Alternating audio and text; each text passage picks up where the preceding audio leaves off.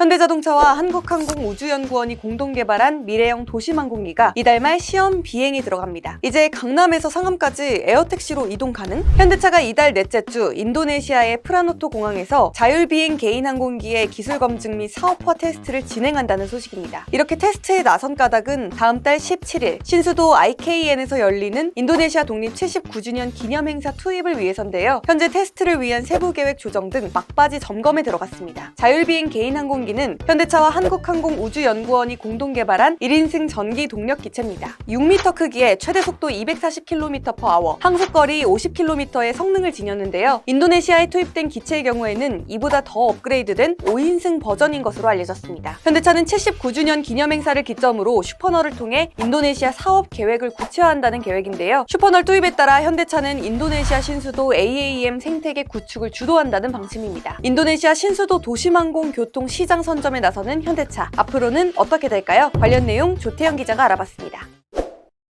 자, 이번에 살펴볼 기업은 현대차입니다. 그 가운데에서도 UAM, 그러니까 도심 항공교통에 대한 내용 한번 살펴보고자 합니다. 국내에도 이 UAM 사업에 도전하는 많은 컨소시엄들이 있습니다. 지금까지는 3강 2약 정도로 평가를 받는데요. 현대차는 원팀 컨소시엄이라는 이름으로 이 사업에 진출을 선언한 상태입니다. 이번에 시험 비행에 들어가는 것은 이런 모양을 가진 항공기인데요. 현대자동차와 한국항공우주연구원이 공동으로 개발을 했다고 하고요. 이거를 인도네시아 독립 79주년 기념행사에서 공개를 할 예정이라고 합니다. 이 제품은 기본적으로 1인승이라고 하는데요. 이번에 공개할 거는 5인승으로 나올 것으로 전해졌다고 하네요. 이걸 통해서 인구도 많고요. UAM 시장에서 잠재력을 갖췄다라고 평가를 받는 인도네시아 시장에 진출한다는 방침이라고 보시면 되겠습니다. 왜 인도네시아에 UAM의 가능성이 있다고 보느냐? 지금 UAM이라는 이 시장이 성장을 하기 위해서는 여러가지 변수, 여러가지 장벽을 뛰어넘어야 합니다. 그 가운데 가장 큰 문제점이라면 역시 안정성이 아닐까 싶은데요. 일단은 이게 이름 그대로 도심, 그 중에서도 서울처럼 정말 밀도가 높은 그런 도심을 날아다닌다 라고 가정을 해보세요.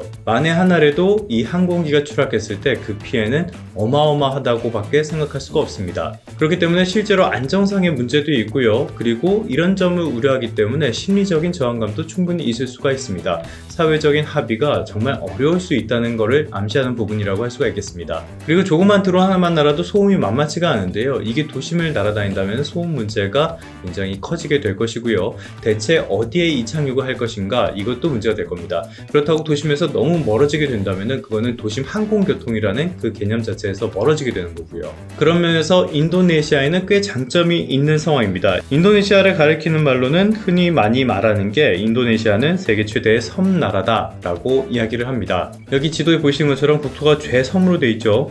인도네시아 전체 섬이 한 18,000개가 넘게 존재를 한다고 합니다. 그런데 심지어 이게 좌우로 굉장히 넓게 분포되어 있어요. 이건 다시 말하자면 도로교통에는 어느 정도 한계가 있다는 뜻이기도 합니다. 최근 들어서 고속철도 공사 이런 것들을 굉장히 활발하게 진행을 하고 있다 그러는데요. 이 수많은 섬들을 다 연결한다는 것은 당연히 물리적으로 불가능한 일일 수밖에 없습니다. 그러다 보니까 이 섬들을 연결하는 항공교통이 굉장히 발달한 나라가 바로 인도네시아거든요. 거기에 인구도 많고요. 신수도를 이전하는 과정에서 인프라를 새로 구축해야 되니까 기존 법령이나 시설과 맞춰야 되는 부분도 비교적 적다고 볼 수 있겠습니다. 현대차 그룹의 이 UAM 사업을 담당하는 것은 바로 여기 나오는 슈퍼널이라는 자회사입니다. 본사가 워싱턴 DC에 있는 현대차의 미국 내 도심항공 모빌리티 법인인데요. 지난 2021년에 법인명을 슈퍼널로 확정을 하고 공개를 한 상태입니다. 이쪽에서 여러 콘셉트 기체 같은 것들을 공개를 했고요. 올해 초에 SA2라는 실물 모형을 처음으로 공개하기도 했습니다. 왜 자동차 회사가 이렇게 다른 하늘까지 확장되는 모빌리티 이런 데에도 관심을 갖냐? 아무래도 이거는 전통적인 내연기관 사업만으로는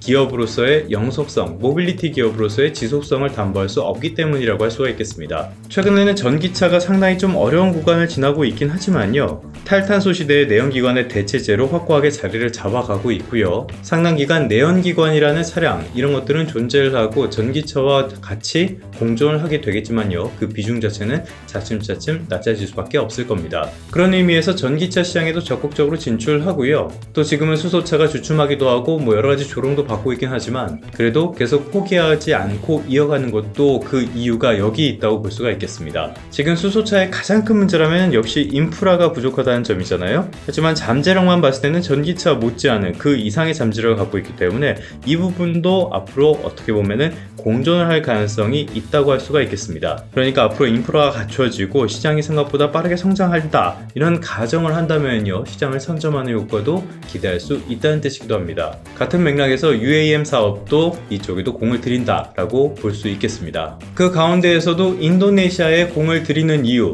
이거는 앞서도 말씀을 드린 것처럼요, 인도네시아 자체가 차세대 모빌리티에 상당한 잠재력을 가졌다, 이 이유가 하나가 있을 수 있고요. 또 하나는 기본적으로 인도네시아가 굉장히 원자재 쪽의 강국이라는 점도 꼽을 수가 있겠습니다. 이거는 하나증권 리포트인데요, 인도네시아 하면 떠오르는 것들, 함유, 고무 이런 것들은 물론이고요, 주석, 코발트, 특히 니켈 같은 것들은 추정 매장량이나 생산량이 모두 전 세계 1위 수준입니다. 이런 것들 다 종합해 보면은 전기차라는 결론이 나오죠. 전기차를 육성하기에도 굉장히 좋은 환경이라는 겁니다. 실제로 현대차 그룹 그리고 LG 에너지 솔루션은 이쪽에 합작 배터리셀 공장을 최근에 준공하기도 했습니다. 지금까지 말씀드린 현대차 그룹의 행보, 이거는 결국에는 차세대 모빌리티 산업의 육성과 직접적으로 연결되어 있다고 볼 수가 있겠습니다. 그리고 전기차뿐만이 아니라 이런 차세대 모빌리티 자체를 추진하기에 인도네시아가 역시 최적의 장소라는 뜻이기도 하죠. 다만 이 UAM이라는 것은 미래 산업으로 지금 주목을 받고 있긴 합니다. 하지만 여러 차례 말씀을 드렸던 것처럼 장벽들이 상당히 많이 남아있기 때문에 언제 정말 상업 가동이 가능할지 이 부분에는 불확실한 측면이 아직은 많이 남아있습니다. 그렇기 때문에 이런 UAM의 움직임과는 별개로 국내 모빌리티 산업의 인도네시아 내에서의 활동, 이런 부분은 따로 챙겨보실 필요가 있지 않을까 싶습니다.